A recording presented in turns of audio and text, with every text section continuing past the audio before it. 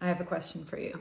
What is the sex and the relationship that you truly desire?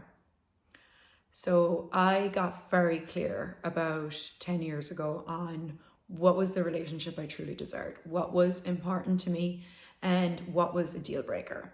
And I wrote it out and I got very clear with me and then with the universe on what was the energy that I was desiring with relationship and with sex. And very soon after that, I actually met someone and got into a long-term relationship. A year and a half ago, I left that relationship. And so last summer, I started to look at, okay, what I asked for showed up. And then there's something more beyond this. So a lot of times we ask for something and we create it and it shows up and we experience it and then we stop asking. So last summer, I got really clear. We created 9 days of sex and relationship energy pulls. And in these energy pulls, I asked everyone, and myself included, to get really clear. I guided people with these questions of, okay, what is it that your body is craving? What is it you're looking for in sex? Like, what are the energies you're looking for? Do you want to feel nurtured? Do you want to feel cared for? Do you want soft, sensual touch? Do you want adventure? Do you want full body orgasm? Like, what is it that you would like to experience that you have not yet experienced? Or what would you like to experience that you have experienced that you'd like more of? So it's not about what you've had so far isn't working or is wrong, but it's like, what else is beyond this? And one of the things I've been aware of for a while with our bodies and with this having a body embodied here is that we are barely scratching the surface of what's possible for us with our bodies, what's possible for us to experience and to experience with another body. So in these sex and relationship energy pulls, I really got us all to get really present on what is it that you're craving? What are the energies that you have not yet experienced that you didn't even think you could ask for? And in this series, we journaled, we wrote down what we were asking for. And then what we did is we started to pull energy to that. So we're getting the energy of, okay, what would it be like to have a partner where our bodies were this simultaneity of gifting and receiving? We melted together. It was orgasmic, it was nurturing, it was kind, it was electric, it was ecstatic. Whatever those words are, that there's an energy behind these words, and then get that energy and then pull that energy to you. So in order to have something, in order for something to show up, you first, number one, have to get clear and honest with yourself what it is you're asking for. And then number two, you have to get present with the energy. What is the energy you're asking for? And in order to receive it, you have to be first willing to be it. So if I'm asking to have really kind, nurturing sex, but I'm not kind and nurturing to myself, I'm not going to be able to receive that. So the energy pulls are a way of you getting clear on the energy you're asking for and then pulling that energy to you and then becoming energetically congruent with that.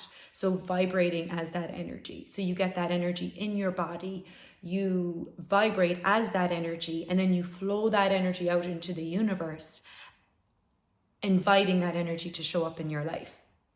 So this was 9 days of sex and relationship energy pulls. So getting clear on the sex you desire, getting clear on what it is you're craving, getting clear on what are the energies, what's important to you. And also we got clear on that series too of what was like a deal breaker.